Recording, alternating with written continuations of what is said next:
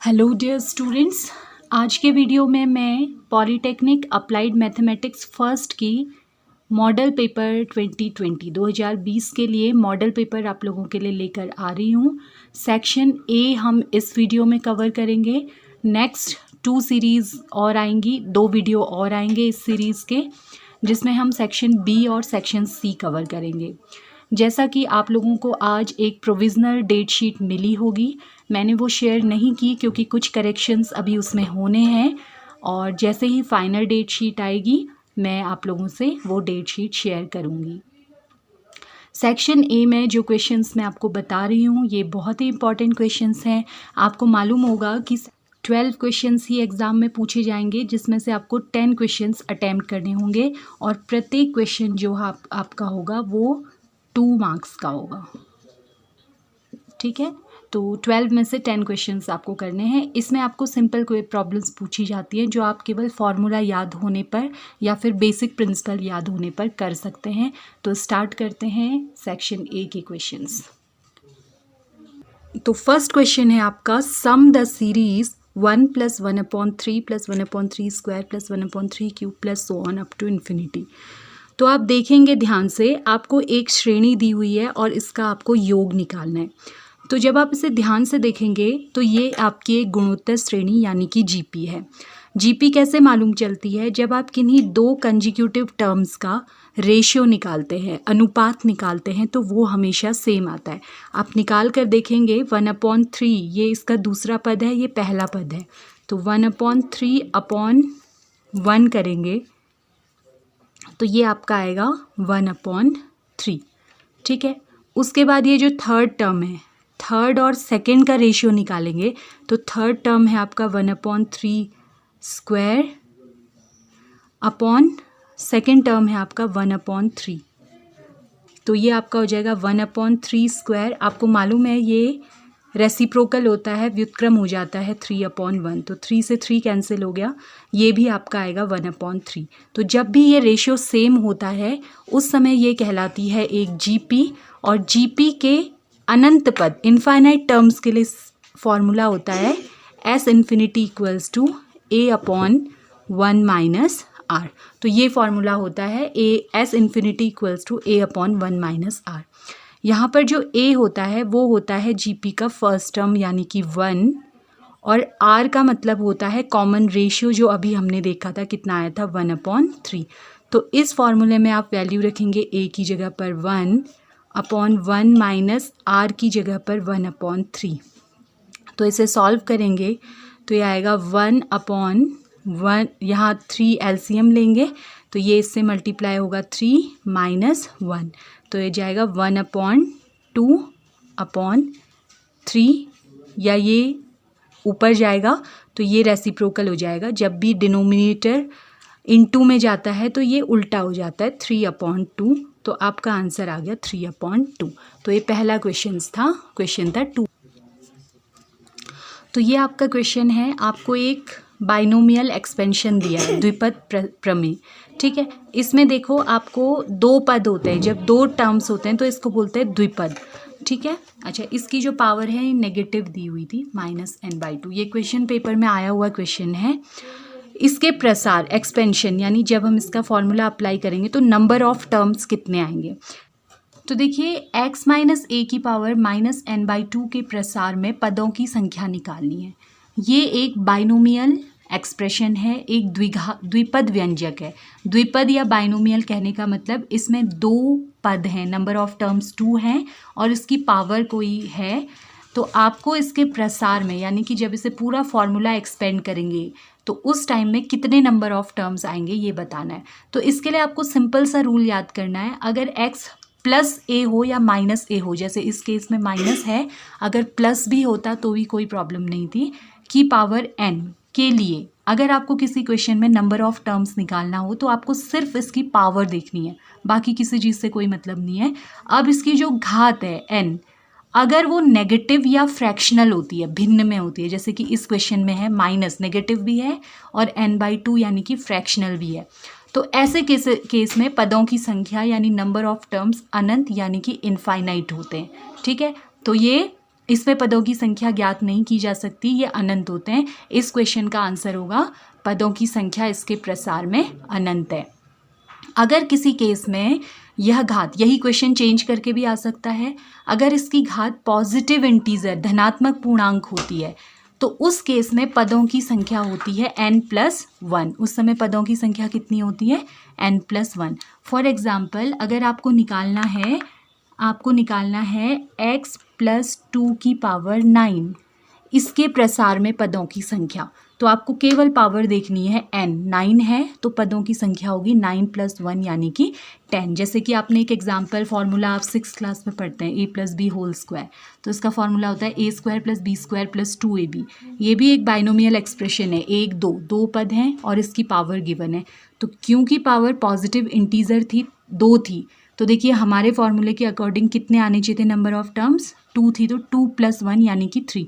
तो देखिए 1 2 3 टर्म्स आ रहे हैं। ठीक है, तो ये भी एक आसान क्वेश्चन है। अगर पॉजिटिव इंटीजर है तो जो भी इंटीजर है उसमें 1 ऐड कर दीजिए, वो होगी पदों की संख्या। और नेगेटिव और फ्रैक्शनल में है तो नंबर ऑफ टर्म्स होगा इनफाइनाइट यानी कि। बच्चों नेक्स्ट क्वेश्चन ये गिवन है आपको, एक सरल रेखा यानी स्ट्रेट लाइन 3x + 2y - 5 = 0 दी है और आपको इसकी प्रवणता यानी कि स्लोप फाइंड करना है। तो एक बहुत आसान क्वेश्चन होता है, कभी भी आपको कोई लाइन की इक्वेशन दी हो तो सबसे पहले आपको y = mx + c के फॉर्म में लाना होता है उसे। यहाँ पर जो x का गुणांक m होता है, कोफिशिएंट m, यही इसकी प्रवणता होती है। जो m होती है वो होता है इसका स्लोप या प्रवणता जिसे आप कहते हैं। तो आपको करना क्या है, बस जो भी इक्वेशन है उसको इस फॉर्म में लाना है। ठीक है, तो हमारे पास इक्वेशन है 3x + 2y - 5 = 0। तो LHS में केवल y रहना चाहिए, इन दोनों को उस साइड ट्रांसफ़र कर देते हैं। 2y = आ गया -3x + 5। अब y के साथ कोई कोफिशिएंट भी नहीं होना चाहिए, तो इस 2 को यहाँ अपॉन में भेज देंगे, तो ये -3x + 5/2 हो जाएगा। या फिर ये हो जाएगा y = -3/2x + 5/2। बस हमारा काम हो चुका है, ये y = mx + c फॉर्म की बन गई है। तो अब हम इसकी तुलना करेंगे y = mx + c, जो स्टैंडर्ड इक्वेशन होती है, से तुलना करने पर, comparing with y = mx + c। तो देखिए कंपैरिजन का मतलब क्या होता है, x का कोफिशिएंट यहाँ पर है m और x का कोफिशिएंट है यहाँ पर -3/2। तो आप इस इक्वेशन का कंपैरिजन इससे कर रहे हैं, दैट मीन्स m = आपका आ गया -3/2 और यही आपकी स्लोप या प्रवणता है। ये आपका 2 मार्क्स का क्वेश्चन एग्जाम में पूछा जा सकता है। इक्वेशन कोई और होगी तो आपको इस तरह से इसे सॉल्व करना है। नेक्स्ट क्वेश्चन है, इफ़ NC15 = NC6 तो n = आपको तो again it is also a very easy question, बहुत ही आसान प्रश्न है। इस प्रश्न के लिए आपको एक फॉर्मूला याद करना है, NCR = होता है NCn - r। ठीक है, यानी कि जब भी आपको NCR के फॉर्म में कोई दिया होगा तो आप ऊपर वाला तो ऐसे ही रहने देंगे, C ऐसे ही आएगा, नीचे जो भी आ रहा है उसकी जगह पर आप लिख सकते हैं n - r। ठीक है, ऊपर वाले में से नीचे वाला माइनस करके, तो ये केवल ये चेंज हो जाता है, NC इसकी जगह पर आ जाता है n - r। तो ये फॉर्मूला आपको लर्न करना है, इस फॉर्मूले से आपका इक्वेशन बन जाएगा। तो देखिए अभी हमारे पास है NC15 = NC6, ये गिवन है। ठीक है, तो हम क्या करेंगे, दोनों में नहीं लगाना है हमें फॉर्मूला, दोनों में से किसी एक में लगाएंगे इस फॉर्मूले को। ठीक, तो इस वाले में ये जो NC15 है, NC15 को मैं इस फॉर्मूले की हेल्प से लिख दूंगी। NC केवल जो नीचे होता है उसको लिख देते हैं दिस माइनस दिस, n - 15 लेने पर। ठीक है, तो इसमें हम NC15 की जगह पर अब लिखने वाले हैं NCn - 15 = NC16। अब आपको क्या करना है, दोनों पक्षों की तुलना करनी है, कंपेयरिंग बोथ साइड्स, या मैं कह सकती हूँ दोनों पक्षों की तुलना से।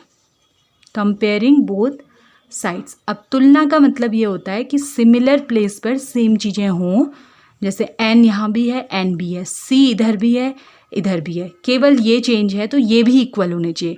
इन दोनों की वैल्यू इक्वल है, बीच में इक्वल टू का साइन लगा है, एन और एन दोनों में सेम है, सी दोनों में सेम है, दैट मीन्स ये वाला जो है ये भी इक्वल होना चाहिए। इसका मतलब n माइनस 15 इक्वल टू कितना है यहाँ 16, तो n इक्वल्स टू आ जाएगा, ये इधर ट्रांसफ़र हो जाएगा 15 प्लस 16 यानी कि n इक्वल्स टू 31। तो ये आपका आंसर आ चुका है 2 मार्क्स का। इसी तरह का बस ये डिजिट्स चेंज कर दी जाएंगी। जैसे कि एक और एग्जांपल मैं ले लेती हूँ, जैसे आपको पूछ दिया NC7 इक्वल टू NC5, तो n इक्वल्स टू फाइंड कीजिए। तो आपको क्या करना है, बस इस फॉर्मूले की हेल्प से आप लिखोगे since NCR equal to NCN minus R। तो इस फॉर्मूले को अप्लाई करना है इन दोनों में से किसी एक पर। मैं LHS पर अप्लाई करती हूँ, तो ये आ जाएगा NC, नीचे वाले को क्या लिख देना है N माइनस R यानी N माइनस 7, बस। तो कंपेयर करेंगे तुलना से, this equal to this, n minus 7 equals to 5 यानी n इक्वल्स टू 5 प्लस 7 यानी n इक्वल्स टू 12। इसे आप एक और मेथड से याद कर सकते हैं, ऐसे भी आप समझ सकते हैं, if NCP equals to NCQ, तो इसका मतलब होता है n equals to P plus Q। वैसे ये ज़्यादा आसान है, आप ऐसा ही करना। आपको NCP इक्वल्स टू NCQ, जैसे फॉर एग्जांपल आपको दिया है NC10 इक्वल्स टू NC4 और आपको n फाइंड करना है, तो आप ये फॉर्मूला यूज़ करेंगे, since NCP equal to NCQ implies that n equals to P plus Q, यानी नीचे वाले दोनों सिंपली आपको ऐड कर देने हैं, 10 प्लस 4 यानी कि 14। तो ये मेथड आप लोगों के लिए ज़्यादा बेटर रहेगी। जो दो इक्वल दी हो तो आप सिंपल नीचे के जो सफिक्स होंगे उन दोनों को ऐड कर देना, वही n की वैल्यू होगी। नेक्स्ट क्वेश्चन है आपका sine 45 cos 15 plus cos 45 sine 15, इसकी वैल्यू आपको फाइंड करनी है। तो इसके लिए आपको एक सिंपल सा फॉर्मूला लर्न करना है, sine A cos B plus cos A sine B equals to होता है साइन A प्लस B। तो यहाँ पर जब आप इसमें कंपेयर करेंगे तो देखिए sine A cos B, A की जगह पर है 45 डिग्री और B की जगह पर है 15 डिग्री, ठीक है। तो ये फॉर्मूला आप अप्लाई करेंगे तो ये बन जाएगा, implies that sine 45 cos 15 plus cos 45 sine 15 equals to sine A plus B यानी 45 प्लस 15, तो 45 प्लस 15 हो जाएगा आपका साइन 60 डिग्री, और साइन 60 डिग्री की वैल्यू आपको मालूम होनी चाहिए, ये होती है √3/2। तो ये आपका आंसर आ गया, ठीक है। 2 मार्क्स का क्वेश्चन। हो सकता था यहाँ पर प्लस ना होकर माइनस होता, तो बाकी सब कुछ ऐसा ही रहता है, यहाँ पर हमारा प्लस की जगह माइनस आ जाता। अगर sine A cos B minus cos A sine B है तो उस समय फॉर्मूला होता है साइन A माइनस B। तो यहाँ पर को आपका ये अगर माइनस होता तो ये माइनस हो जाता, उस केस में आपका ये आ जाता साइन 45 माइनस 15 यानी कि 30 डिग्री, और साइन 30 की वैल्यू होती है 1/2। तो ये आपका आंसर आता। प्लस वाला क्वेश्चन भी आ सकता है, माइनस वाला भी, तो दोनों मैंने इसी में कवर कर लिए हैं। नेक्स्ट क्वेश्चन है A एंड B दो गिवन आव्यूह मैट्रिसेस हैं, आपको बताना है A क्रॉस B कब संभव होगा, कब आप A और B को मल्टीप्लाई कर सकते हैं। तो अगर आपने मेरा मैट्रिसेस से रिलेटेड वीडियो देखा है जो मैंने पिछले दिनों अपलोड किया था, तो आप मुझे इसका आंसर बता सकते हैं। मैंने बताया था किन्हीं भी दो मैट्रिक्स का मल्टीप्लिकेशन तब पॉसिबल होता है जब नंबर ऑफ कॉलम्स, स्तंभों की संख्या इन फर्स्ट मैट्रिक्स, पहली आव्यूह जो है उसमें स्तंभों की संख्या इक्वल्स टू होनी चाहिए नंबर ऑफ रोज, यानी कि पंक्ति इन सेकेंड मैट्रिक्स। ये मैंने वहाँ पर को आपको एक्सप्लेन किया था, मैंने बताया था कि किस तरह से किसी मैट्रिक्स की रैंक आती है। तो रैंक अगर इस तरह से आपकी है, पहली मैट्रिक्स की 2/3 ऑर्डर, अगर पहले मैट्रिक्स का ऑर्डर 2/3 है और दूसरे मैट्रिक्स का ऑर्डर 3/5 है, तो पहले में नंबर ऑफ कॉलम्स ये RC होता है। R मतलब फर्स्ट वाला होता है रो, ये रो है, ये इसकी रो है, और C ये दूसरे वाले का कॉलम, दूसरा वाला होता है कॉलम। तो क्या होना चाहिए, ये बीच वाला सेम होना चाहिए, this one should be same, मतलब number of columns C, number of columns in the first matrix equal to number of row, ये 3 इसकी रो है, number of rows in the second matrix. तो बस इसका आंसर ये होगा। नेक्स्ट क्वेश्चन है, आपको 2 मैट्रिक्स गिवन है और आपको इनका डिफरेंस A - B निकालना है। तो ये भी मैं आपको पिछले वीडियो में बता चुकी हूँ, मैं इसका लिंक भी नीचे दे दूँगी। देखिए कैसे होगा ये क्वेश्चन। आपको A और B गिवन है और A - B आपको निकालना है। तो सिंपल आपको वैल्यू पुट करनी है। A है आपका 1 2 3 4 माइनस B की वैल्यू कितनी है, -1 -2 3 4। तो माइनस या प्लस, सम या सब्ट्रैक्ट करने में, जोड़ने या घटाने में सिंपल आपको क्या कर देना होता है, जो करस्पॉन्डिंग एलिमेंट्स होते हैं, मतलब जो सिमिलर प्लेस पर होते हैं, उनको ऐड या सब्ट्रैक्ट कर देना होता है। तो जैसे यहाँ पर फर्स्ट एलिमेंट है 1, तो इसके करस्पॉन्डिंग यहाँ फर्स्ट एलिमेंट है -1, ये बीच में माइनस साइन ऐसे ही आएगा, फिर आ जाएगा -1, फिर इसका पहली रो का सेकेंड, यहाँ पहली रो का सेकेंड, तो ये है 2, फिर बीच में माइनस, फिर ये ऐसे ही आएगा -2, ऐसे यहाँ पर 3 -3, और इस वाले के लिए 4 -4।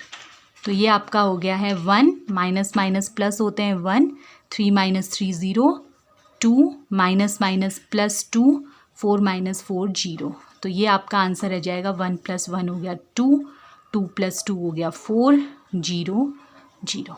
तो this is your answer. Next question, किसी डिटर्मिनेंट की वैल्यू फाइंड करना पूछा जा सकता है, किसी सारणी का मान निकालना। ये भी मैं आपको बैक पेपर सीरीज़ के पिछले वीडियोस में बता चुकी हूँ, प्लेलिस्ट का लिंक आपको नीचे मिल जाएगा, आप वहाँ जाके चेक कर सकते हैं। और देखिए कैसे ये होगा, मैंने बताया था कि यहाँ पर क्या आपको साइन याद रखने होते हैं, प्लस माइनस प्लस, ये साइन हमेशा याद रखिए। अब क्या करते हैं, सबसे पहले पहला एलिमेंट लिखते हैं, प्लस है तो प्लस लिखने की ज़रूरत नहीं है, 1। अब क्या करेंगे हम, 1 जिस रो में आ रहा है, पहली रो में आ रहा है, और 1 जिस कॉलम में आ रहा है, इसे हम छोड़ देंगे, और जो बच जाएगा उसे हम इस तरह से 2 स्ट्रेट लाइंस के बीच में लिखेंगे, ये माइनर्स कहलाते हैं। फिर दूसरा एलिमेंट -2, केवल आपको पहली वाली रो को देखना है, इस फर्स्ट रो को आपको देखना है, ठीक है। तो अब दूसरा है -2, तो अब क्या करेंगे, देखिए -2 है, अब फिर से वही अब ये 2 किस वाली रो में आ रहा है, फर्स्ट रो में आ रहा है, तो इस रो को छोड़ देंगे, और 2 किस कॉलम में आ रहा है, ये सेकंड कॉलम में आ रहा है, इसे छोड़ देंगे, तो जो बच गया वो लिखेंगे 3 9 4 6, 3 9 4 6। अब बिल्कुल ऐसे ही थर्ड एलिमेंट है +3, तो इसके लिए भी आपको क्या करना है, इसकी रो, इसका कॉलम छोड़ देना है, 3 जिस रो में आ रहा है और जिस कॉलम में आ रहा है, जो बच गया वो लिखना है 3 6 4 5, 3 6 4 5। अब क्या करना है, देखिए 1 ये क्रॉस मल्टीप्लाई करना है, इसे इससे, 6 6 36, बीच में हमेशा माइनस आएगा, इससे 9 5 45, फिर ये है -2, ये इससे मल्टीप्लाई होगा 18, माइनस ये इससे मल्टीप्लाई होगा 36, +3 ये इससे मल्टीप्लाई होगा 15, माइनस ये इससे मल्टीप्लाई होगा 24। तो ये हो गया 1 × 36 - 45 हो गया -9, -2 18 - 36 हो गया -18, +3 15 - 24 कितना हो गया -9। तो इसे सॉल्व करेंगे जब आप, तो ये आएगा -9 × 1 -9, माइनस माइनस प्लस 18 2 ज़ा 36, -3 9 ज़ा 27। तो 99 और 27 दोनों नेगेटिव हैं, ये दोनों ऐड हो जाएंगे, 36 बन जाएगा, -36 प्लस 36, तो इससे ये कैंसिल होगा तो इसका आंसर आ जाएगा 0। तो इस तरह से किसी डिटर्मिनेंट की वैल्यू निकालनी भी पूछी जा सकती है 2 मार्क्स में। नेक्स्ट क्वेश्चन है आपका A vector equal to 2i plus J minus K, B vector equals to i minus 2j plus 2k और आपको a डॉट b फाइंड करना है। तो ये एक बहुत ही आसान क्वेश्चन होता है। देखिए कैसे करते हैं इसे, a डॉट b आपको फाइंड करना है। तो आप a की वैल्यू रखेंगे, a की वैल्यू है 2i plus j minus k dot b की वैल्यू है i minus 2j plus 2k। Okay, A vector dot B vector equals to हो जाएगा, आपने वैल्यू रख ली ए वेक्टर और बी वेक्टर की। तो याद रखिए कैसे डॉट प्रोडक्ट निकलता है, आपको सिंपल आई के जो कोफिशिएंट्स हैं उनको मल्टीप्लाई करना होता है प्लस जे के कोफिशिएंट्स प्लस के कोफिशिएंट्स। ठीक है, अगर आप इसके लिए फॉर्मूला कहें तो अगर A vector dot B vector आप निकाल रहे हैं, ए वेक्टर इस फॉर्म में गिवन है a1i plus a2j plus a3k dot B vector इस फॉर्म में गिवन है b1i plus b2j plus b3k। तो डॉट प्रोडक्ट में बीच में जब डॉट होता है, आपको वेक्टर में 2 प्रोडक्ट होते हैं, डॉट और क्रॉस। अभी डॉट प्रोडक्ट पूछा गया है तो इसका वैल्यू आती है a1 b1 प्लस जे के कोफिशिएंट आपस में मल्टीप्लाई होंगे a2 और यहाँ b2 प्लस के कोफिशिएंट a3 और के का कोफिशिएंट इधर b3, a3 b3। तो ये इसकी वैल्यू आती है। तो आप ऑब्जर्व कीजिए कि आई के कोफिशिएंट आपस में मल्टीप्लाई हो गए हैं a1 b1, जे के कोफिशिएंट आपस में मल्टीप्लाई हुए हैं a2 b2 और के कोफिशिएंट आपस में मल्टीप्लाई हुए हैं a3 b3। तो सिंपल आपको यहाँ पर भी यही करना है, आप आई के कोफिशिएंट्स को मल्टीप्लाई करेंगे। ये आपका फॉर्मूला है, मैंने एक्सप्लेन कर दिया। तो आई का कोफिशिएंट इधर है 2 इंटू यहाँ पर आई का कोफिशिएंट है 1 प्लस अब जे का कोफिशिएंट यहाँ कितना है 1 इंटू जे का कोफिशिएंट यहाँ पर कितना है -2 प्लस के का कोफिशिएंट यहाँ पर माइनस है यानी कि -1 है इंटू इधर के का कोफिशिएंट क्या है 2। तो ये आएगा 2 प्लस -2 प्लस -2। तो ये 2 से 2 कैंसिल हो गया और आपका आंसर आ जाएगा -2। तो ए वेक्टर डॉट बी वेक्टर निकालना एक बहुत आसान क्वेश्चन होता है जो आपको ज़रूर अटेम्प्ट करना चाहिए। इस तरह से ये होता है। तो सिमिलर एक और क्वेश्चन एग्जाम में पूछा गया है, ये कैप लगे रहते हैं, यूनिट वेक्टर्स होते हैं J cap dot I cap plus J cap plus K cap. ठीक है, तो आपको जैसा कि मैंने पहले बताया आई कैप का कोफिशिएंट आई कैप से मल्टीप्लाई होगा, सिंपल मैं आई जे के बोलूँगी। आई का कोफिशिएंट आई से मल्टीप्लाई होगा, जे का जे से, के का के से। तो आप यहाँ पर देख रहे हैं आपका है J dot I plus J plus के, यहाँ पर आई नहीं है तो नहीं है यानी उसका कोफिशिएंट 0 है। तो 0 को जब आप आई यहाँ आई के कोफिशिएंट 1 से मल्टीप्लाई करेंगे तो 0 ही आएगा, तो आपको वो देखने की ज़रूरत नहीं है। सिमिलरली के यहाँ है, यहाँ नहीं है, तो वो भी मल्टीप्लाई करके 0 आएगा, उसे भी आप छोड़ देंगे। केवल जे कैप है, तो जे कैप का कोफिशिएंट यहाँ पर हो गया 1 इंटू यहाँ पर जे कैप का कोफिशिएंट हो गया 1, तो ये आपका आ गया आंसर 1। तो ऐसा क्वेश्चन भी पूछा जा सकता है। जो जो प्रेजेंट है क्वेश्चन में उन्हें दोनों वेक्टर्स में आई कैप और जे कैप और के कैप के कोफिशिएंट को आपस में मल्टीप्लाई कर देना, बीच में प्लस आएगा। तो इस तरह से करेंगे आप। एक क्वेश्चन बहुत आसान इस तरह का पूछा जा रहा है, आई की पावर कुछ गिवन होगी आपको और उसकी वैल्यू निकालनी होगी। तो यहाँ पर जो आई होता है ये सम्मिश्र संख्याओं का क्वेश्चन है, कॉम्प्लेक्स नंबर्स का। आई का मतलब होता है √-1। तो आप दोनों साइड स्क्वायर करेंगे तो आई स्क्वायर की वैल्यू आती है 1 और एक और यहाँ पर आई स्क्वायर की वैल्यू आती है -1। अगर आप i4 निकालेंगे तो i4 का मतलब हो गया आई स्क्वायर का स्क्वायर यानी -1 का स्क्वायर यानी कि 1। तो आपको ये 2 चीज़ें याद रखनी है, आई स्क्वायर इक्वल टू -1 और i4 इक्वल्स टू 1। ठीक है, तो इन दोनों के टर्म्स में आपको जो भी पावर गिवन है उसे तोड़ना है और फिर आपका आंसर आपको मिल जाएगा। तो देखिए जैसे अभी आपके पास है i⁻123। तो देखिए मैं इसे कैसे लिखती हूँ, सबसे पहले आप ऐसा कर लीजिएगा कि इसको इवन में तोड़ लीजिएगा। जैसे मैं इसे लिखती हूँ i की पावर 122 इंटू आई। जब भी ये ऑड होगा तो आप इसमें से एक i अलग कर लेंगे, एक अलग कर लेंगे तो बच जाएगा इसमें से एक कम करके 122। आपको मालूम होगा कि जब दो नंबर्स मल्टीप्लाई होते हैं तो उनकी पावर ऐड हो जाती है। इन दोनों को भी मल्टीप्लाई करेंगे तो 122 इसकी पावर, 1 इसकी पावर ऐड होगा तो 123 आएगा। तो जो भी दिया हुआ है नंबर आपको उसे कैसे तोड़ना है, एक कम कर लीजिए i की पावर 122 इंटू आई। ठीक है, इंटू आई कर लेना है अगर ऑड दिया है। अब इसे आप कैसे लिखेंगे, देखिए आई स्क्वायर की पावर। अब आई स्क्वायर की पावर लिखने का मतलब इसमें डिवाइड करेंगे तो मालूम चल जाएगा। 122/2 से डिवाइड करना है, इसका हाफ कर लेना है, समझिए हाफ कर लेंगे तो कितना आएगा 61। ठीक है, इनटू ये ऐसे ही आएगा आई की पावर 1 यानी कि खाली आई आप लिख देंगे। क्या किया आपने, आई स्क्वायर लिखा तो स्क्वायर लिख दे रहे हैं मतलब तोड़ दे रहे हैं यहाँ पे से, इसका हाफ कर देंगे 61। पावर की पावर जब भी होती है ये मल्टीप्लाई हो जाते हैं, आप इन दोनों को मल्टीप्लाई करेंगे तो यही आएगा। कभी भी क्वेश्चन की फॉर्म चेंज करते हैं तो क्वेश्चन नहीं बदलना चाहिए, बस फॉर्म बदल जानी चाहिए। इसको अगर आप सॉल्व करेंगे तो यही आ जाएगा।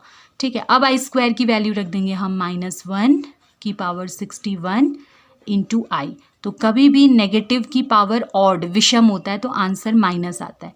-1 की पावर है, 1 की पावर कुछ भी हो 1 ही आएगा हमेशा, और माइनस की पावर विषम यानी कि ऑड होती है तो आता है माइनस, इंटू आई ऐसे ही रहेगा। तो ये आपका आंसर आ गया -i। तो इस तरह से आप इस क्वेश्चन को सॉल्व करेंगे।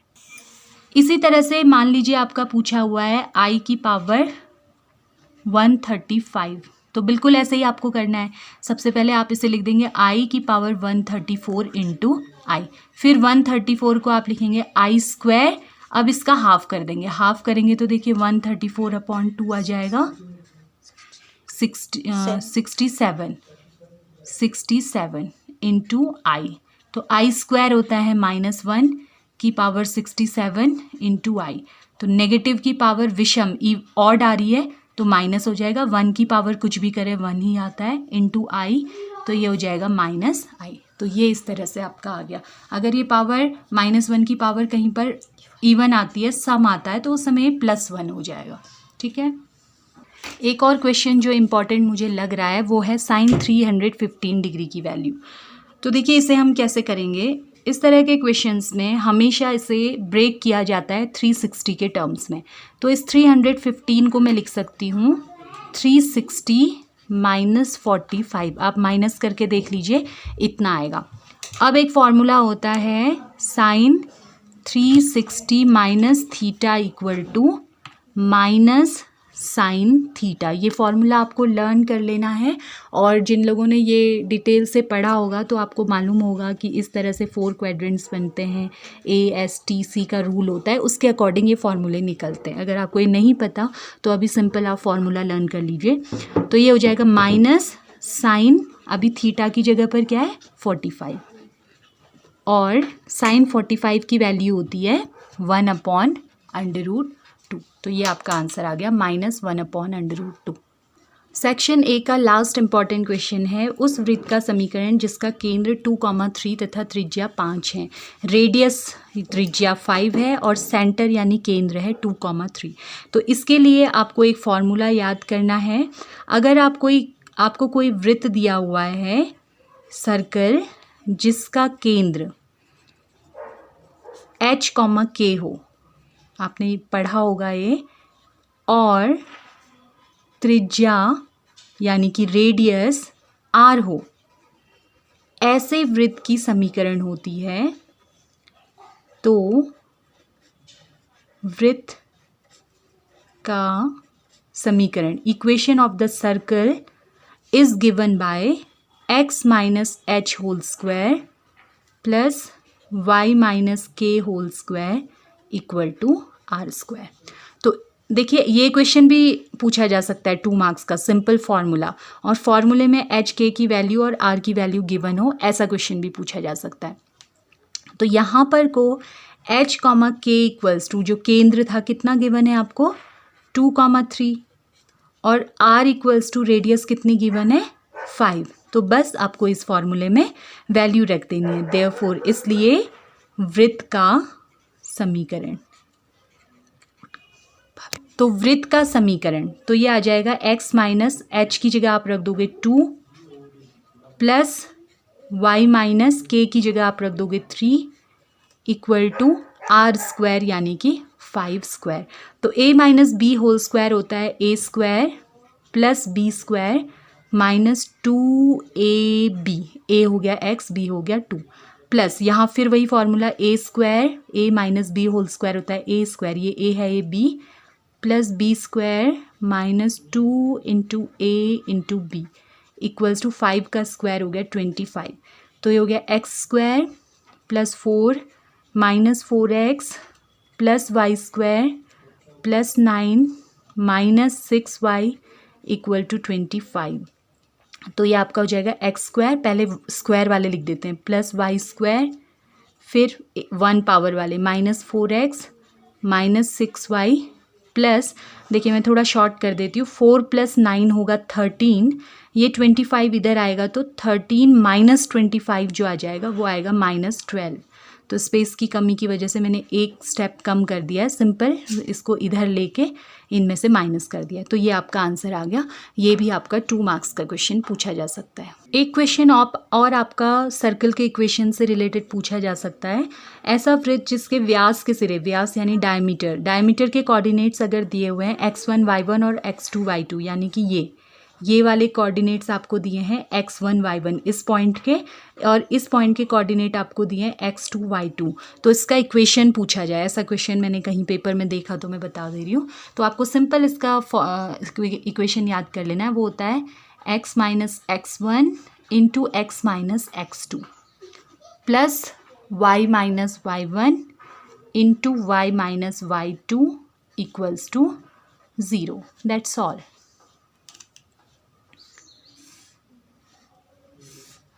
ठीक है, तो इस तरह का क्वेश्चन भी पूछा जा सकता है। एक तो जिसमें सेंटर और रेडियस दे हों तब सर्कल की इक्वेशन क्या होती है, उस टाइम पे ये वाला फॉर्मूला आएगा। फिर फॉर्मूले में अगर कुछ वैल्यूज़ दी हैं तो उस तरह का भी पूछा जा सकता है। और अगर डायमीटर के कोऑर्डिनेट्स दिए हैं तब फॉर्मूला क्या होता है, तो इस तरह का इसमें भी हो सकता है कुछ वैल्यूज़ दी हों तो आपको सॉल्व करना होगा। तो ये रहा सेक्शन ए के मोस्ट इम्पॉर्टेंट क्वेश्चंस, इनको अच्छी तरह से प्रिपेयर कीजिए। मैं गारंटी ले सकती हूँ इस बात की कि अगर जितने क्वेश्चंस मैं इन 3 वीडियोज़ में बताने वाली हूँ आप इन्हें ही सीरियसली कर लेंगे तो आप बहुत आसानी से पास तो हो ही जाएंगे, बल्कि बहुत अच्छा भी स्कोर कर सकते हैं।